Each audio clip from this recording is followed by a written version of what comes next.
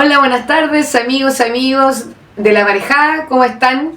Estamos de vuelta con nuestros programas, con nuestras entrevistas, esta vez en La Marejada de Preguntas, por La Marejada, nuestro nuevo programa de entrevistas con diferentes personajes de la vida política, social de nuestro país. Y para comenzar esta temporada, este ciclo 2025, nos acompaña nada más ni nada menos que el precandidato presidencial, el profesor Eduardo Artes. Un aplauso. Profesor, ¿cómo está? Muy bien, contento de estar con ustedes, a disposición, así que usted tiene la palabra, nada más, y un saludo a todos los que están al otro lado de la pantalla. Muchas gracias. Profesor, bienvenido, y bueno, primero que todo quiero preguntarle por su tercer proceso ya de candidatura presidencial. ¿Cómo va? ¿Cómo va las firmas? ¿Cómo va su campaña? En lo práctico. En lo práctico. Mira, en lo práctico es un temazo. Y te voy a explicar por qué. Tenemos un claro apoyo a la gente. Ojo, es mucho más que las otras dos candidaturas.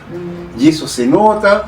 Yo he tenido algunos encuentros, inclusive casuales, con dirigentes universitarios. Por ejemplo, otro día fui a la Facultad de Derecho de la Universidad de Chile, que los jóvenes tenían unos stands ahí de los distintos partidos. Entonces había unos compañeros de la corriente nuestra, que se llama la Corriente de Estudiantes Populares, la CEP, estaba con una mesita y un toldo, y además también, de todas las orgánicas. Entonces yo le dije a un compañero, vamos de pasadita a saludar a los chiquillos, vamos, fui. Y entré, y inmediatamente los cabros empiezan a aplaudir, empiezan a bajar los chiquillos de todos lados. Teníamos fácilmente unos 500 jóvenes ahí, no, en serio. Dejen sacándose fotos, llevando los flyers nuestros o los volantes. Yo estudié el tiempo los volantes, ¿ya? Pues, en el cual indicamos cómo hacer el patrocinio. Algunos hacían preguntas y luego yo contestaba más o menos en voz alta para que pueda escuchar la mayoría. A veces hacían filas para sacarse fotos, después otros estaban jugando ping-pong y me llevaron para allá, jugué hasta ping-pong con ellos. En fin, estuvo muy bueno. Pero esto también se ha dado en la Universidad Padre Hurtado, Humanismo Cristiano, etc. Dentro de los jóvenes ha calado muy fuerte la candidatura. Ahora bien, el tema es que tenemos que tener 40.000 patrocinios, que no es una cifra menor. Claramente, el formato, ¿no?, que entregó Cervel para hacerlo es un formato que yo no voy a calificar de intenciones, pero perjudica evidentemente a los candidatos independientes. ¿Por qué? Porque abre la posibilidad de que todos los 18 millones de habitantes pueden ser candidatos. Entonces se abre una sábana ahí que es imposible. En este momento ya hay más de 350 candidatos. Entonces cuando la gente lo busca, uno tiene que buscarlo entre medio para saber dónde pincha. Complicado. O sea, ahí hay una cuestión muy complicada. Se trata, como se llama, que nadie se vaya por fuera del duopolio, que nadie pueda irrumpir con fuerza, ¿no?, y generarle un problema, al menos, como se llama, decirle, mira, no están solos, ¿ya? Entonces, bueno, uno pueda pensar eso, otros dirán, fue un error de Cervel. Bueno, yo no voy a calificar las intenciones, pero la verdad que estamos saliendo perjudicados con eso. El apoyo que recibimos hoy día es muy superior a la cantidad de patrocinio. Entonces hoy día estamos buscando la manera que se transforme realmente en un patrocinio. Y es muy fácil hacerlo porque la gente entra a patrocinios Cervel y desde ahí para adelante empieza con los pasos, ¿no? Vía remota y no hay ningún problema, ¿no?, con la clave única. Además estamos buscando la manera de hacer también en papel, en físico, en notaría. Estamos usando los dos métodos para juntar las 40.000, son 35.600 y tantos. Pero es mejor un poquito, juntar un poco más por si acaso. Y evidentemente, ya ellos apuestan a que ninguno de los candidatos independientes lo va a hacer. ¿Dejáis? Porque la tranquilidad del sistema anda por encima de todo. Mire, nosotros pensábamos, claro, hay como dos teorías. Una, hemos conversado de esto, y se ha hablado también harto en hartos programas de esto y lo han tomado todos como para el deseo, como, se chacreó el asunto porque ya hay como más de 300, cualquiera puede ser, que lo hacen como broma. Entonces uno lo puede tomar así, como que se ha banalizado el asunto, O también, si uno lo pone un poco más de seriedad, que en verdad hay harta gente que cree que lo puede hacer mejor que el actual presidente, o que ya está aburrido el duopolio también, y hay 350 valientes que creen que podrían hacerlo mejor. Pero ahí hay un problema, mira. Y la última teoría, para que usted me diga por cuál cree, y la tercera es que han dicho que el mismo duopolio ha mandado a gente a inscribirse para, digamos, banalizarlo, y que lo que dice usted, que se haga como un proceso confuso, que en realidad la gente diga, estos son puros pelafustanes que quieren tratar de ver si hacen plata siendo candidatos, también lo han tirado por ese lado. Entonces, ¿cuál cree usted que puede ser, o una conjunción de todo tal vez? Yo creo que es una conjunción, porque por ejemplo, todo el mundo tiene derecho, es verdad, como se llama, a aspirar a ser candidato, ¿no? Sin embargo, tienen que haber algunas cosas de entrada, mínimas. Nosotros decíamos, mira, que por lo menos te apadrine algunas organizaciones sociales, etcétera, etcétera, o en su defecto, una cantidad de patrocinios de entrada, ya 100 patrocinios mínimos, ¿no? O 500, y con eso, desde ahí para adelante tú inicias, ¿ya? Claro, porque tienes un respaldo, tienes digamos, representas algo, ¿no? Y eso se expresa en cosas concretas, ¿no? Entonces, esta aparente democratismo así, de esta manera, en realidad es para impedir el proceso democrático. Eso me parece a mí. O sea, hay un poco de estrategia también, ahí no es tan espontáneo. No. Porque otras veces también no ha sido tan cerrado y nunca han habido tanto, o sea, ni para cuando eran los constituyentes, que también hubo mucho apoyo de los independientes, no eran tanto, y eso que era mucho más cupos así es. que ahora. Y, bueno, ahí tenemos esa complicación. Estamos jugándola, nosotros nunca pensamos, y quien habla, y nuestras organizaciones, los compañeros de la SED, del PCAP, el Frente Mujer por la Refundación, o los compañeros que están trabajando, los colectivos de profesionales por el socialismo, en fin, una cantidad de organizaciones y dirigentes. Nunca hemos pensado que iba a ser fácil. No es nuestro escenario, es el escenario del sistema en el cual nosotros entramos aquí a tratar, como se llama, de mover las aguas y decir, oye, aquí es necesario hacer cambios profundos. Y eso yo creo que no les gusta. Bueno, muy bien, eso era como el lado práctico. Ahora quiero que vayamos más a lo que es el programa propio que usted le quiere proponer, ¿no?, al país para ser presidente.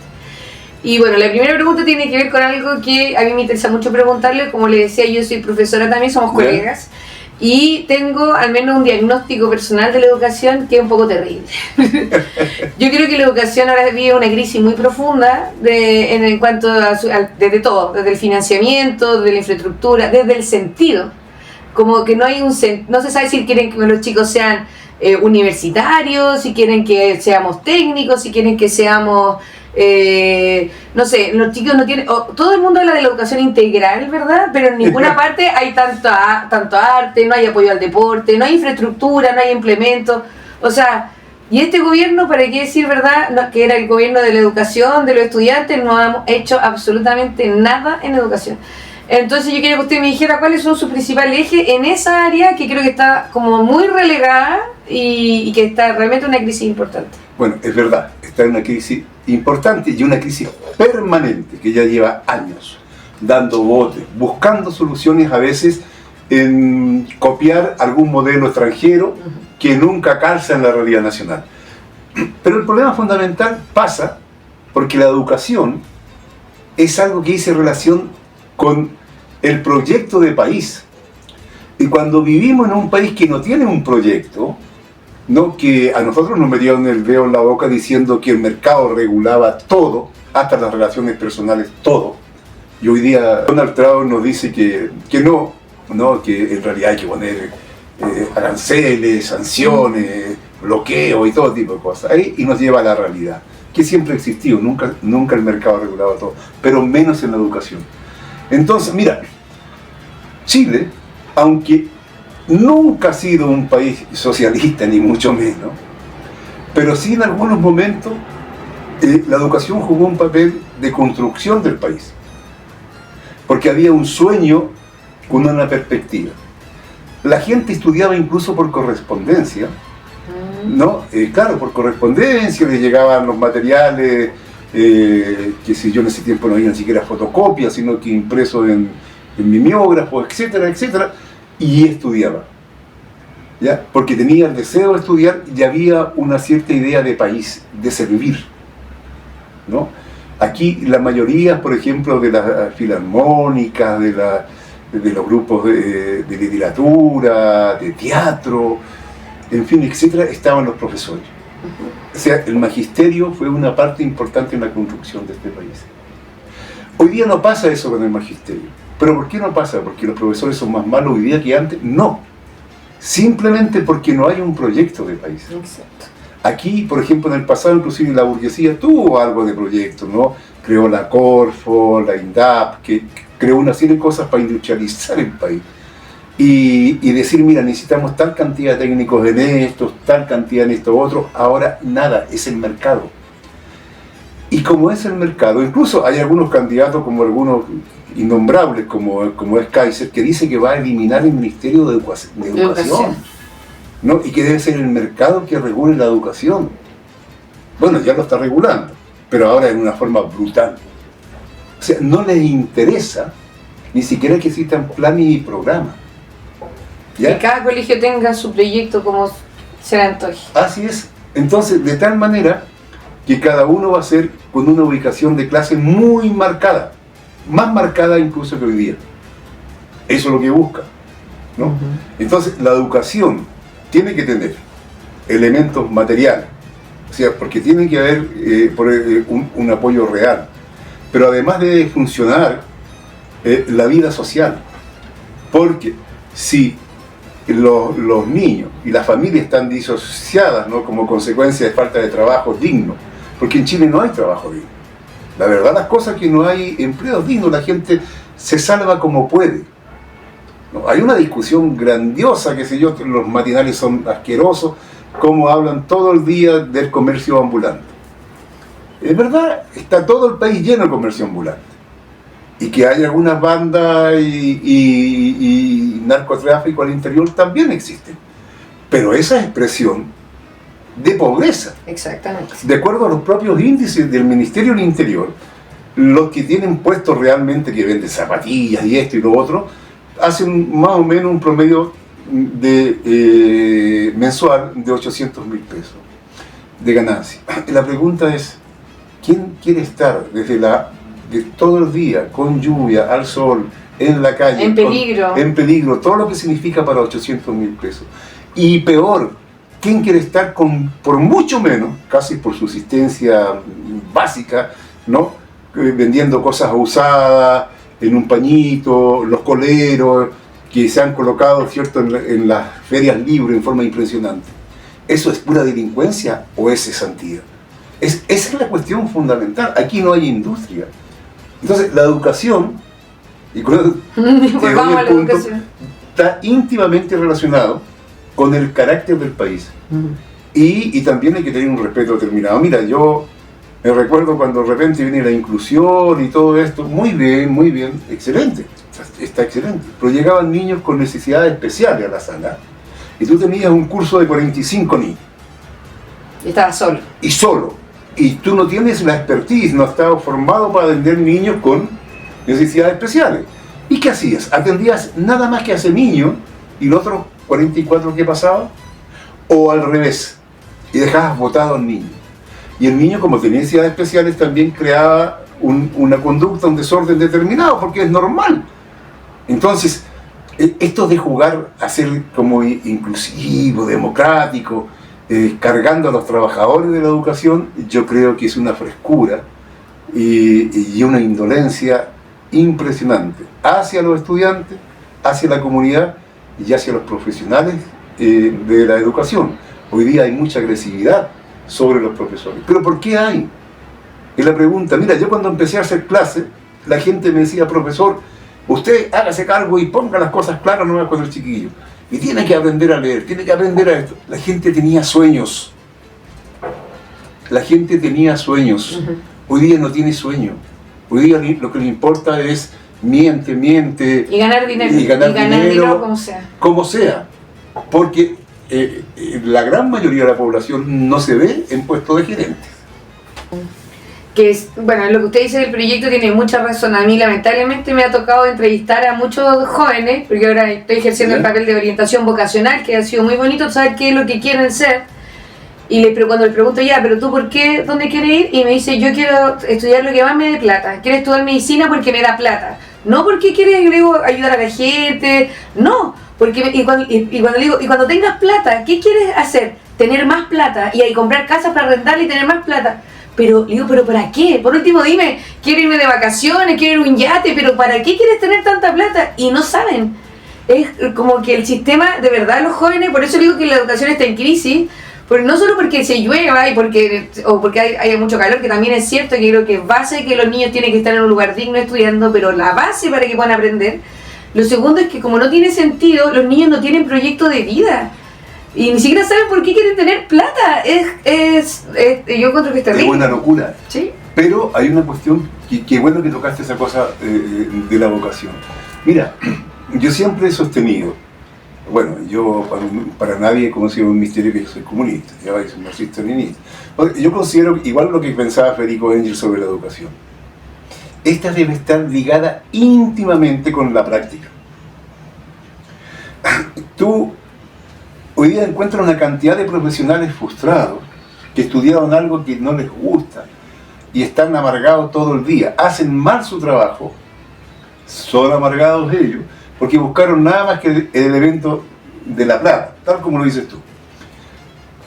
Debiera estar desde la enseñanza media, ojalá desde la temprana enseñanza hasta la básica, ligada al trabajo. ¿Ya? De tal forma que tú dices, yo voy a estudiar medicina, ¿de acuerdo? Entonces tienes que ir a un hospital tomando todas las medidas, qué sé yo, en forma organizada, de manera que no te contamine ningún virus, nada, y vas a partir barriendo en el hospital. Vas a sacar la chata a los enfermos. Vas a aprender todo esto. En realidad no me gusta. O sea, porque tienes que tener... algo de... Claro. Claro, porque si no, tú llegas y tienes un montón de profesionales, ¿no?, que de verdad lo hicieron exclusivamente por un problema de dinero. Deben de pasar por el sedazo del trabajo. A lo mejor no van a aportar nada en el trabajo, ya van a hacer más desorden que aportar, pero sí van a poder calificar y autocalificarse, y habrá quien los califique también si tienen las condiciones para lo que ellos dicen o no dicen. Es una buena medida, la voy a pensar en el colegio a ver si lo llevamos ahí a una experiencia vivencial, ¿no?, del trabajo. Bueno, vamos a pasar a otra área que está muy ligado con lo que usted me acaba de decir con respecto a la educación, que es la economía del país, que también tiene que ver con un proyecto de país, ¿no? Como usted dice, nosotros tuvimos una era o una época de industrialización que claramente ya ha estado como en el otro ciclo y está decayendo absolutamente. Chile está muy bajo y siempre hablamos de nacionalizar los recursos naturales, pero poco se habla de qué hacemos cuando ya tengamos nuestro. ¿Lo seguimos exportando solamente como estamos ahora? ¿O usted tiene un proyecto de reindustrialización y en qué áreas le gustaría comenzar un proyecto económico de esas características? Lo primero que todas estas partes programáticas son posibles de llevarla a cabo con un gobierno patriótico, popular y de orientación socialista, o si no, no es posible. Así de simple. Porque, por ejemplo, nosotros estamos por renacionalizar todos los recursos naturales. No puede ser, por ejemplo, que en el cobre nosotros estamos produciendo el 28% del cobre de todo el mundo. Y solamente Codelco tiene un 30%. Y el 70% está en manos privadas y empresas fundamentalmente extranjeras. Más aún, según los cálculos de los propios de la Federación de Trabajadores del Cobre, se van más de 2.500 barcos de alto tonelaje con concentrados de cobre, es decir, con tierra, y ahí va entre medio las tierras raras, el oro, etc. ¿Ya? Pero si eso lo tuviéramos con fundiciones y refinado en Chile, solamente necesitaríamos como 30 barcos. Y este es un gobierno ecologista, y estos gobiernos hablan de la ecología. Y tú comprenderás que 2.500 barcos contaminando todos los mares, a 30 hay una diferencia muy grande. ¿Y a dónde se refina? Japón, ¿cómo se llama? Hamburgo, en Alemania, y en China. En China donde están las principales refinerías. Y ahí se obtiene por lo demás. Acá es tan grave que en este momento no hay ni siquiera para pesar lo que se saca en la, ¿cómo se llaman las aduanas? Ni tampoco escáneres para saber realmente lo que se está sacando. Claro. Ni la cantidad ni la calidad. Hay un robo absoluto. Se hace fe a lo que dice la, ¿cómo se llama? La boleta que entrega el extractor. El extractor. Es una barbaridad. ¿Te fijas? Se van tierras raras, se van un montón de otros materiales. Todo que podríamos nosotros tener solucionados, todos los grandes problemas que tenemos en educación, salud, vivienda, que tenemos un déficit de vivienda de más de 1,5 millones, tenemos 3 millones de personas en lista de espera, un desastre y todos los problemas que tenemos. ¿Ya? Bueno, pero hay que industrializarlo. Cuando viene, como se llama, Boric y dice demagógicamente, como es su estilo, ¿no?, que iba a crear la Empresa Nacional del Litio. Al final terminó todo en manos de Ponce Lerú, Soquimich y todo. ¿Por qué? ¿Cuál fue la explicación? Pues si llega a ser infantil. Yo no sé cómo podemos tolerarla, y la gente que se dice de izquierda en el gobierno lo toleró y se lo tragó. Y lo celebra. Y lo celebra. ¿Y qué cosa decía? Dijeron que Soquimich y Ponce Lerú tienen la expertise para ¿cómo se llama?, instalar en el mercado ¿cómo se llama?, el litio. Y la pregunta es, ¿quién más tiene litio de buena calidad? Chile, Bolivia, Argentina. Hay litio en distintos lados, pero en la calidad y en la cantidad y a precio conveniente es acá. En otros lados significan procesos industriales mucho más costosos para obtenerlo. O sea, aquí, aunque tú no dijeras que tenemos el litio, iban a venir a golpear la puerta para comprarnos el litio.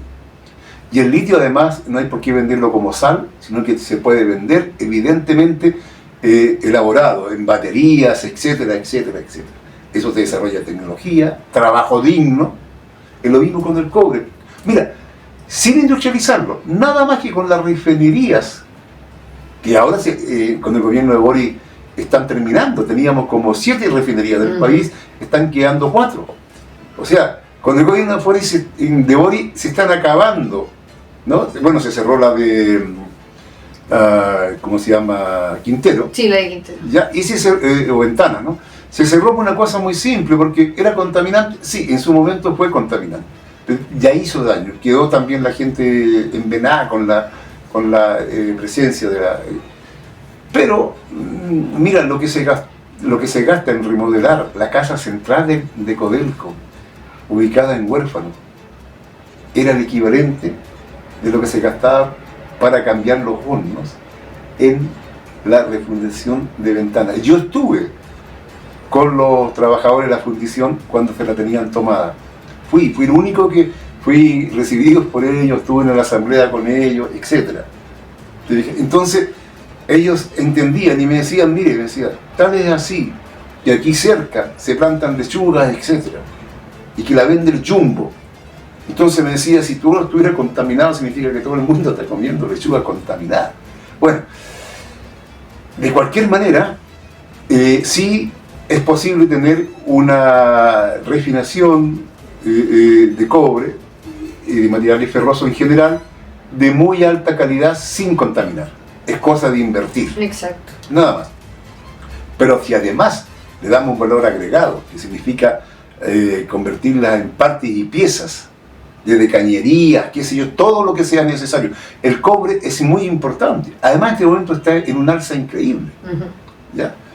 Además, porque estamos en un periodo de guerra mundial prácticamente, entonces claramente el cobre cada vez va a valer más. ¿Ya? Es una bendición, como dicen algunos, y al mismo tiempo una maldición. Porque el golpe de Estado que hubo en 1973 fue, entre otras razones, porque el compañero Allende tuvo la capacidad de instalar este tema, y toda la izquierda de esa época, en los sindicatos, discutían los panaderos, los campesinos, que el cobre tenía que ser chileno, los profesores, todo el mundo discutían que tenía que ser chileno, y fue chileno, en 1971, se industrializó. Cuando Chile se puso los pantalones. Se puso los pantalones largos. ¿Te fijas? Pero fue por eso, a pesar, ojo, que tenía minoría en el Parlamento. Hasta los de derecha votaron, porque todo el pueblo y toda la nación, inclusive sectores de la mediana y pequeña burguesía, entendían que el cobre tenía que estar en manos de Chile y ser industrializado en el país. Tuvo un alto costo, como dice usted. O sea, es una bendición, maldición, porque es como un poco intocable, porque es una gran riqueza. Y para qué hablar del royalty y otras cosas que por último, ¿verdad? Que si fuéramos solo exportadores tuviéramos un royalty decente, pero ni aún así, ¿no? Bien, para seguir hablando de otros temas de su programa, hace poco el PC, no el PCAP, Lautaro Carmona, su presidente, dijo que el tema constitucional no estaba cerrado, que ellos todavía aspiran en algún momento, ¿verdad?, a hacer un cambio constitucional y para variar salieron sus propios amigos incluso, ¿verdad?, a decirle que no, que ya estuvo bueno, ¿verdad?, de intento y que ahora quiere centrarse en la reforma. Entonces quería saber cuál es su posición con respecto a lo constitucional, si tiene alguna propuesta en ese sentido, pero también un balance, porque creo que hemos sido como caso de estudio por muchas cosas en Chile, ¿no? Pero estos intentonas constitucionales también fue un proceso que el mundo vio y vimos como un espectáculo medio extraño, como que salimos toda la calle, después votamos en rechazo, después en contra, después no queremos nada. Nuestro pueblo es bien particular también. Yo creo que lo particular está en que las nuevas constituciones, sin cambiar el sistema, siempre tiene gusto a poco o a nada. Son reformas o reformitas dentro del sistema. Las constituciones en sí son la camisa de fuerza que permiten que exista un sistema determinado. A una república popular le corresponde una constitución de república popular. A una república socialista, una constitución socialista. Y a una república burguesa, dependiente del imperialismo como la nuestra, le corresponde una constitución con esa característica. Entonces, mientras tú no cambies lo demás, sí, nosotros estamos por una asamblea constituyente, y cuando hablamos de asamblea constituyente no hablamos de ninguno de estos dos procesos, a pesar que en el primero apoyamos, digamos, por una cosa muy simple, porque habían algunos elementos que permitían algo, por ejemplo, eso de la negociación colectiva por ramal. Eso era importante, eran elementos que servían a la clase obrera, a los trabajadores. Estaba el cambio de financiamiento de la educación también. Claro, entonces había cositas que había que tomarla, pero eso era insuficiente. Eso iba a chocar en algún momento con todo, ¿no? Porque es una constitución, o sea, sería ridículo pensar que sin hacer la revolución vamos a hacer cambios revolucionarios. Esa es la primera cuestión que está clara. Exacto. Entonces nosotros, sí, sostenemos la necesidad de avanzar a terminar con la Constitución del 80, tener una nueva Constitución, aún en los marcos de un sistema capitalista, porque eso es lo que tenemos, y eso es lo que vamos a tener mientras tanto los trabajadores y el pueblo no tomen en sus manos la gestión del país. ¿Ya? Algunos hablan del anticapitalismo, nosotros hablamos más bien del postcapitalismo. ¿Ya? Pero bueno, ese es un tema que hay que tomarlo en esa dimensión. Entonces a veces se dan cachetadas de payaso y se hace la ilusión que con una nueva constitución se va a arreglar las cosas. No, el país sí sigue siendo el mismo. Tú puedes cambiar, que no, mira, va a haber un poquito más de derechos, no sé, con los animales, con esto, con lo otro, va a haber una cantidad de variaciones que van a ser cosméticas, que no es el tema central.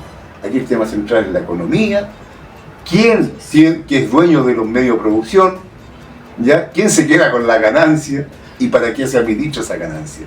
Ese es el tema central. No que el mercado regule todo, eso está bien complejo y estamos viendo los terribles perjuicios que son. Bueno, y por último, para ir cerrando ya como bloque más profundo, ¿no? También lo hemos leído harto y lo estamos siguiendo, profesor, y hemos leído su opinión con respecto al gobierno actual. Te dijo que más bien habría que sentir desprecio. Así es. En ese sentido, y no es tampoco ninguna sorpresa para nuestros seguidores, tenemos una opinión muy similar, pero nos gustaría saber las razones concretas o por qué habría que sentir desprecio. Nosotros tenemos hartas razones, pero nos gustaría escuchar la suya. Sabemos que no es solo una. Entonces, tal vez si nos podéis decir las principales 3 razones de por cuál usted condena este gobierno de alguna manera. Mira, hay algunas que son de carácter ideológico, ¿no? Es un gobierno neoliberal. Aquí no ha cambiado nada. Esos son de carácter ideológico. Lo otro es una cuestión práctica. Las promesas de reforma o reformitas, todas quedaron guardadas, como se llama, en el baúl de los recuerdos, porque no queda nada. Por ejemplo, de no más AFP, pasamos a más AFP. ¿Cómo se llama? A prácticamente eternizar dentro de este sistema capitalista la AFP, darle muchos más recursos y como siempre, las pensiones van a ser malas porque no está hecha la AFP para dar pensión. Entonces, el engaño fue absoluto. De no más TPP-11 pasamos al TPP-11. Que la ISAPRE, al final se salvaron las ISAPRE, pero mira, tú... La no militarización de la Araucanía. La Araucanía está militarizada, como si, a propósito, aprovecho la ocasión de que tú me dijiste eso, estamos exigiendo nosotros que Héctor Yactul pueda ser trasladado del penal de la 8ª región del Biobío, ¿no?, al penal de, ¿cómo se llama?, Temuco. Es una demanda que han hecho ellos y tienen todo el derecho. Ojalá eso todo el mundo lo repliquemos, ¿no? En fin, tú por el lado que le busque, él se reclama o se reclamaba en un momento determinado en forma cínica como heredero, poco menos el compañero Allende. Pero el compañero Allende era antiimperialista, el compañero Allende hablaba de socialismo. Todo el mundo hablábamos de socialismo en ese momento, hasta la DC hablaba del socialismo comunitario, los radicales socialismo democrático. Claro, otros hablaban del socialismo de la vía pacífica, que fue la Unidad Popular. Y algunos los más que hablábamos de la insurrección, ¿eh? Bueno, pero todos estábamos claritos que había que cambiar esta sociedad. Hoy día, de ninguno de los que se reclama de izquierda habla de socialismo. Todos ven cómo mejoran, hacen algunos maquillajes a lo que existe. La dirección del PS, la dirección del PC, a no ser que sean un simposio interno nomás para guardar la forma, podrán nombrar la palabra socialismo, pero hacia afuera, que nosotros sepamos que existe una campaña, que hay que superar esta sociedad, que no basta, como se llama, con reformas, con cambios cosméticos. Eso no se escucha. Por lo tanto, no tiene nada que ver Boric, ¿no es cierto?, con Salvador Allende. Entonces, en realidad para tener de repulsa, ¿no? Porque cuando se engaña a las masas, se engaña desde el punto de vista político, ideológico, en lo concreto, en lo diario, ¿ya? No. Mira, un fascista es un fascista y un carajo, y tú le puedes sacar todo lo que quieras, ¿ya? Y pegarle también, y todo lo que te quieras, ¿ya? Está bien, ¿ya? Pero cuando alguien se disfraza de izquierda y trabaja para la derecha, es repugnante. Y además que yo creo que, bueno, 2 cosas. Una, que claro, en ese sentido Boric aleja más gente de la política. La gente es el mayor daño, porque uno se puede enojar porque hace o no hace, pero cuando la gente ya no confía, cuando la gente dice, ¿qué me importa votar si al final me dice una cosa, hace otra? De verdad la gente dice, ya, ¿para qué voto? ¿Para qué me interesa la política si todos me engañan? Este dice que iba a ser del pueblo, que no sé qué, que iba a ayudar a lo mismo de la AFP, de la ISAPRE, y hace otra cosa. Entonces mejor ya me da lo mismo por quién votar, y la gente se aleja, se desilusiona. Y segundo, con respecto a lo que usted decía de la AFP, me parece increíble, claro que ustedes es más AFP, le dieron del 10, pasaron al 16%, pero además, lo que yo pensaba el otro día, el Estado está en graves problemas económicos por pagar la PGU. O sea, le damos más plata, pero nosotros nos hacemos cargo de toda la pobreza que dejan. Entonces, el Estado, como usted decía, el mercado se regula solo, pero el Estado tiene que estar como con las cubetas de las goteras que deja, porque no O sea, si solo tuvieran la AFP, realmente habría un montón, las pensiones serían aún más bajas. Miserable, más miserable lo que el Estado tuvo que hacerse cargo de todo el bolsón de pobreza que deja el AFP con la PGU y sacar plata de la Corfo, sacar plata de todos lados para poder mantener al mercado. O sea, ya ni siquiera es que el mercado se regule, es que el Estado es la base del mercado para que se regule o para que pueda... Bueno, surgir. ahí es importante lo que tú dijiste. El Estado no es neutral, ¿te fijas? El Estado capitalista está al servicio de los capitalistas. Y el Parlamento, como los nuestros, está al servicio de eso. Y es por eso que se coluden las empresas, es por eso que está el raspado de la olla que piden algunos, por eso que hay la ley Longueira, y por eso que pasa toda la barbaridad. Es una ilusión. Los trabajadores y el pueblo nunca debemos de pensar que un Estado que no es ajeno va a resolver nuestros problemas. El Estado está para favorecer a la clase a la cual pertenece. Ya hablábamos en delante que las constituciones obedecían a estados distintos. Y es así. Entonces, claro, uno dice, bueno, entonces, ¿para qué vas de candidato? Sí, claro, vamos de candidato y con todas las ganas para plantear las necesidades de las transformaciones profundas, servir como un vínculo de reorganización de la izquierda, ¿ya? De la bandera del cambio, mantenerla en pie, en alto, ¿no?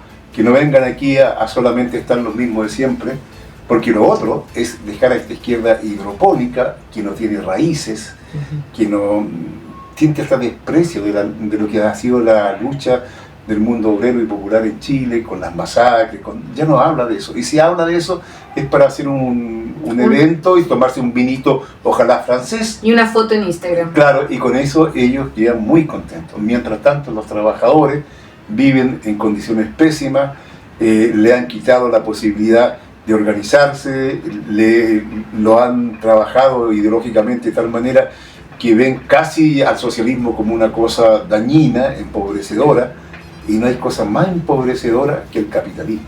El capitalismo es lo que mantiene a la gente en la pobreza. Así es. Bueno, mire, lo bueno es que lo que usted dice es que de su candidatura que diga que no nos fuimos todos para la casa. Eso a mí me interesa. Que usted diga, existimos y no estoy solo, somos muchos. Así es. Los que no nos hemos ido y que vamos a seguir pensando en un cambio real, ¿no? Porque uno lo ve, o sea, yo creo que los políticos no, cuando se hacen parlamentarios sobre todo, entran con una cápsula, ya nunca más usan el transporte público, la salud pública, la educación pública. Por lo tanto, hay una desafección, o sea, cuando uno vive, trabaja todos los días y ve en carne propia los dramas del pueblo, uno dice, esto está patas para arriba. Mira, si no, para ellos todo funciona estadísticamente muy bien y uno sabe que no es así. Mira, la República Popular China, para llegar a lo que ha llegado, durante muchos años, los miembros de la Asamblea Popular, los parlamentarios en el fondo, los, ¿cómo se llaman? Los miembros del partido, eran los últimos en obtener los beneficios que producía la sociedad. ¿Te fijas? Y aquí los parlamentarios todos son los primeros en obtener todo. Eso le ha permitido llegar donde han llegado, con una credibilidad muy grande. Es lo mismo en la República Popular Democrática de Corea. Fíjate que allá el sueldo de un parlamentario es más bajo que el de un campesino. Y además es revocable y tiene que estar y discutir en la base social las leyes. Y de ahí la va a discutir arriba. No es que se encierren entre ellos a discutir lo que quieran. Llevan un mandato desde abajo hacia arriba. Entonces, el tipo de democracia que tenemos nosotros es la democracia de unos poquitos que se encierran a hablar en nombre del pueblo y normalmente sí, contra el pueblo. Y contra el pueblo porque están escuchando ese, como se llama, ruido muy grande y delicioso, algunos oídos que produce cuando los fajos de dólares se mueven, ¿no? Sí, sí. Así es, así es. Pero bueno, por eso apoyamos también fuertemente su candidatura y esta entrevista también es para que usted tenga este espacio, pero también queremos conocer el lado humano del profesor Eduardo Artés. Así que ahora viene pregunta para conocerlo a usted, no solo el revolucionario militante, sino también el ser humano, la persona. Quiero preguntarle por las cosas que le gustan. No tanto lo que, porque ya hemos hablado bastante de lo que no nos gusta en esta conversación, ¿verdad? Entonces yo le quería preguntar, vamos así, ¿cuál es su comida favorita, profesor? Mira, depende en la temporada del año que estén. En invierno, yo por ejemplo, unos porotos con rienda son exquisitos. Sí. En invierno, claro. Y en el verano, básicamente ensaladas, y claro, y eso, mira, no soy muy complicado, además no soy mañoso. Eso es muy bueno. No soy mañoso. Y no, porque, bueno, todos los que hemos tenido una vida no fácil a veces, nunca pudimos ser mañosos, o sea, ya nos acostumbramos a no serlo. Muy bien, entonces el invierno lo vamos a invitar a comer unos porotitos. Porotitos como corresponde. ¿Su película favorita, profesor? O sea, que no se cansa de ver. Soy muy malo, pero pésimo para el cine. Mire. ¿De verdad? No, eventualmente tomo alguna, ¿no? Y luego, digamos, me quedo con algunas ideas de las cosas, pero no me quedo pegado con la película. ¿No hay ninguna que le haya dicho, que le haya llamado especialmente la atención? No, soy más... Mira, tampoco es tanto por un problema de tiempo, pero más me gusta un poco el teatro. Además porque tengo una hija que es, digamos, directora de teatro y actriz. ¿Ya? Así que tiene buen carrete en el teatro político. Creo yo que es una de las buenas que hay en esa dirección. Miren qué interesante, lo vamos a tener en cuenta. Sí. Bien, ¿cuál es su música favorita? ¿Le gusta escuchar música? ¿Tiene algún grupo, cantante que le guste escuchar? Mira, te cuento, yo, cuando era muy joven, odiaba toda la música en inglés. Porque yo era antiimperialista. Claro. Odiaba todo lo que tuviera, ¿ya? Pero ahora me gustan los Beatles. Lo descubrió después, entonces. Y no, yo creo que es como la nostalgia, porque esa música igual yo la escuchaba. Cuando teníamos discusiones, cuando yo tenía 14, 15, 16 años, y discutíamos de Sartre, de Marcuse, de Mao Zedong, de Marx, del movimiento en la Sorbonne, qué pasaba acá. Y yo cuando muy joven fui detenido en Osorno en una toma de fondo, y tenía 14 años. Ya yo me fui de la casa a esa edad, digamos, y me fui a hacer trabajo campesino y se acabó. No volví en 3 meses. Entonces, pero en ese tiempo estaba ese tipo de música. Entonces a veces me hace un recuerdo. Y lo otro, que me gusta, sin conocer autores y esto y lo otro, la música que es como, si podríamos llamar folclórica, de distintas culturas. Por ejemplo, puede ser árabe, puede ser española, etc. Porque todo como que tiene una fuerza, algo especial. Algo popular también. Algo popular que de alguna manera muestra energía, muestra cosas, y aunque no entienda nada lo que están diciendo, me produce un acercamiento. Mire qué interesante, claro, es como también conocer un poco el carácter de las culturas, como que la música muestra bastante eso. Mire qué... Profesor, ¿cuál es su país favorito? Bueno, mi país favorito, aunque tú no creas, es Chile. Porque yo lucho por transformar a Chile. Y aquí quiero pegarle una cachetada a todas esas preguntas tontas que normalmente le hacen de los reaccionarios dicen, ¿cuál es el modelo suyo? En el socialismo nunca existió modelo. Y si alguien en la vida tomó algo por modelo, era por incomprensión. ¿Ya? Yo he estado en la República Popular Democrática de Corea, estuve en Albania, 2 veces salí clandestinamente del país, estuve 3 meses el año 76 y luego el 86 3 meses con los albaneses cuando era un país socialista. Y bien, ese socialismo que ellos tenían era para su realidad. ¿No? Y cuando tú vas a Corea, los coreanos dicen, mire, esto nació en este momento. Y nosotros no somos Chile. Chile tendrá que tener su propia manera de las ideas centrales, ¿no es cierto?, que lo que significa una sociedad socialista, en fin, pero es eso. Entonces uno es de donde es. Yo muchas veces cuando salí al extranjero, clandestinamente, como siempre, volvía en alguna reunión en Europa, en otros lados, y sabes tú que yo echaba de menos hasta algunos seres horripilantes como era la policía, porque yo veía una policía francesa y lo encontraba más feo que la policía, que los pacos chilenos. Y no es que sea un nacionalista, así, ni mucho, pero uno es de donde es. Uno tiene sus raíces aquí, y tiene los olores de acá, tiene los gustos de acá, ya, y tiene los enemigos acá también. No hay problema con eso. El mejor país de Chile, entonces. Sí, y por eso que uno lucha por cambiarlo. Así es, porque si no lo quisiera, no... Porque es un país que lo que es una casa. ¿No? Y esta casa tiene que ser la casa de todos nosotros y fundamentalmente de quienes la construyen. ¿Quiénes la construyen? Los trabajadores, los campesinos, los obreros, ¿no? Los intelectuales. Ellos construyen esta casa. Los trabajadores. ¿Claro? Ya, y por último, vamos a hacer una pregunta que nos sirve para dos. Profesor, su situación, ¿cómo poder decir? Romántica. ¿Usted es casado, separado? Queremos preguntarle por su cita favorita. Si usted tuviera una cita, ¿qué le gustaría hacer? Mira, a veces la cosa política, uno ha tenido menos vida social, sentimental, porque claro, uno pone prioridades. Y la verdad las cosas que tener una relación con una persona a tiempo completo en política es delicado. Pero en mi vida no ha ido mal, por el contrario, no me quejo. Yo fui casado en un momento determinado, luego me separé y bueno, el año pasado también falleció la mamá de mi hija, soy viudo. He tenido parejas, tengo pareja, ¿no? No me niego, digamos, a nada, pero sí con un sentido de eso de, ¿cómo se llama?, de buscando un poco, no sé, por el momento de felicidad, ¿ya? No es otra cosa, y de acompañar y acompañarse y bueno, y tratar de colocar los hombros juntos para hacer cosas.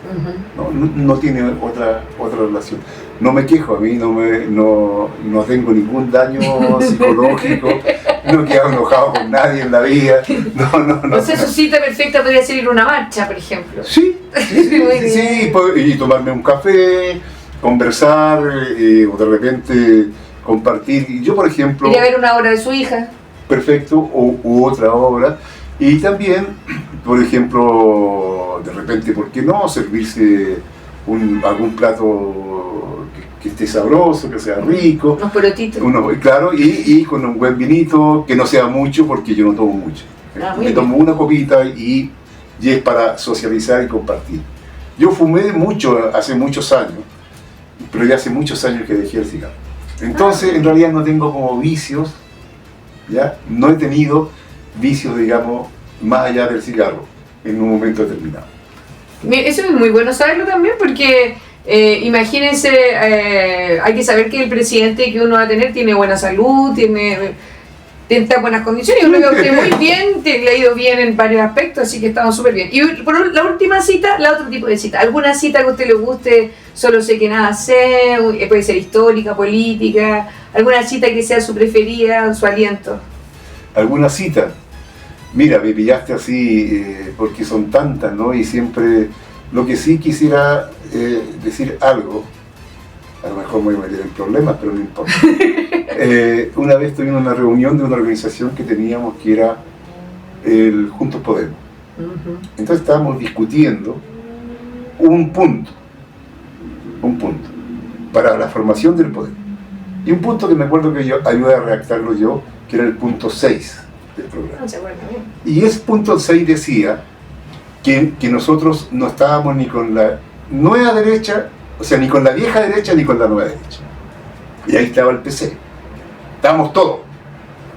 Entonces en una reunión ya el PC buscaba, o Lautaro buscaba, la manera de entrar en relación con la Concerta y todo eso. Y yo nombraba, sacaba mi papelito, pero aquí el punto 6 dice tal cosa. Entonces Lautaro se enoja, estábamos todos ahí. Estoy cansado de escuchar. Yo cuando joven escuchaba las citas, a propósito de las citas de Lenin, las citas de esto y lo otro, ya quedé así con las citas. Y me citan el punto 6 a cada rato.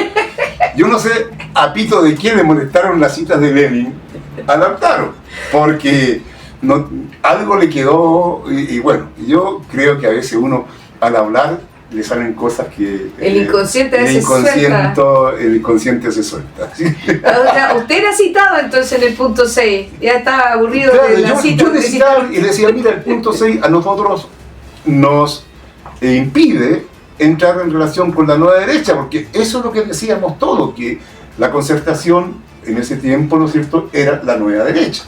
Claro, eso es lo que decía el Frente Amplio también. Claro, entonces, bueno, mira. Bien, y ahora sí, para terminar, profesor, le vamos a pedir esta otra sección. Se llama En una palabra. ¿Ya? Entonces esto es como un ping-pong, ¿me entiendes? Yo le voy a decir el nombre de un personaje de la política en general y de la vida cultural y social chilena, y usted me va a decir una palabra que con la que lo pueda... Difícil, quizás le cuesta un poco. Ya, vamos a hacer el ¿Ya? Vamos a hacer el primero. Stalin. La síntesis del marxismo-leninismo. Muy bien. Don Francisco. El show de la pobreza. Víctor Jara. Un grande que nos llega todos los días. Muy bien. Manuel Monsalve. El prototipo de los socios listos. Meo.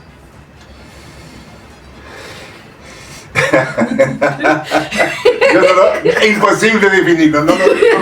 No puede. No puedo. No me metas. Muy bien. Reca Barren. Aunque parezca cliché, el padre de la clase obrera. Muy bien. Kaiser. Ese es como se llama, la brutalidad puesta en escena. Katy Barriga. Un peluche, como se llama, desordenado. Sin vergüenza, un peluche. Porque no sé qué es. Muy bien. No es política, no es nada. Evelyn Matei. Es como se llama es un anclaje orgánico a la dictadura fascista de Pinochet. Vamos a seguir la misma línea. Carolina Toa. Nadie es, o no todos, son como sus padres. Esa va para Meo también puede ser. Sí, yo conocí al padre de la Carolina Toa y cuando caí detenido en Osorno, él incluso me invitó a tomar un café y estábamos allá y era socialista, antes del gobierno de Allende, y era distinto. Sí, era otra cosa. Y por último, que está ya de moda nuevamente, Gabriela Mistral. Una gigante, una que está con los republicanos españoles, con unos versos bellísimos, y le canta cuando dice: no quiero que a mi niña la hagan reina. Sí, tiene que seguir siendo niña, humana. Muy bien, profesor. Bueno, con estas preguntas ya para salir un poco de lo tan estructurado, ¿verdad? A veces es bueno también reírse. Le agradecemos mucho su presencia, que haya venido hasta aquí, hasta nuestro hogar, estudio, a poder hacerle esta entrevista. Y no sé, unas palabras finales, si usted quiere dar algún mensaje a la juventud, a sus seguidores, para sus redes. Sí, mira, lo primero, agradecerle a ustedes, ¿ya? Y estar a disposición. Las veces que me requieran de mí, voy a estar, porque creo que es el lugar donde uno puede decir las cosas sin estar mordiendo. Para aparecer en la prensa es horrible, estimados compañeros, porque uno tiene que decir frases que sabe que la van a tomar y eso es lo que van a colocar, ¿ya? Pero no puede argumentar nada, no puede explicar nada, ¿ya? Así que aquí uno se siente no solamente cómodo, sino que realmente entregando lo que uno tiene que entregar. Segundo, llamo, como se llama, a todo el mundo a asumir esta candidatura presidencial como una candidatura de la auténtica izquierda, de la reconstrucción de la izquierda valiente, antifascista. Porque sin una izquierda valiente, antifascista, los fascistas van a bailar encima de nosotros. Lo que hemos conocido en este gobierno es quienes pavimentaron el camino para que los fascistas estén donde estén, con todo su entreguismo, con toda su cobardía, ¿ya? Con todas sus doblezas que han tenido y sus traiciones a las aspiraciones de la gente y el pueblo. Tenemos que reencantarnos. El futuro es nuestro. De cualquier manera, el mundo ha cambiado, está cambiando de eje. Ojo, ¿ya?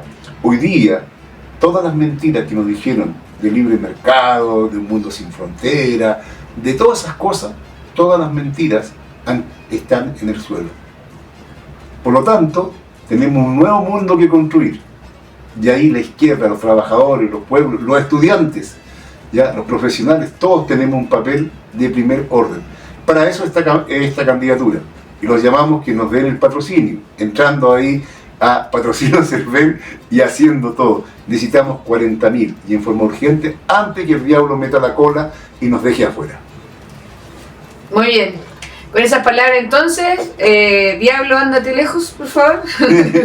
Nos despedimos. Muchas gracias, profesor. Muchas gracias, equipo. Hasta la próxima entrega. Que estén muy bien. Chao, chao.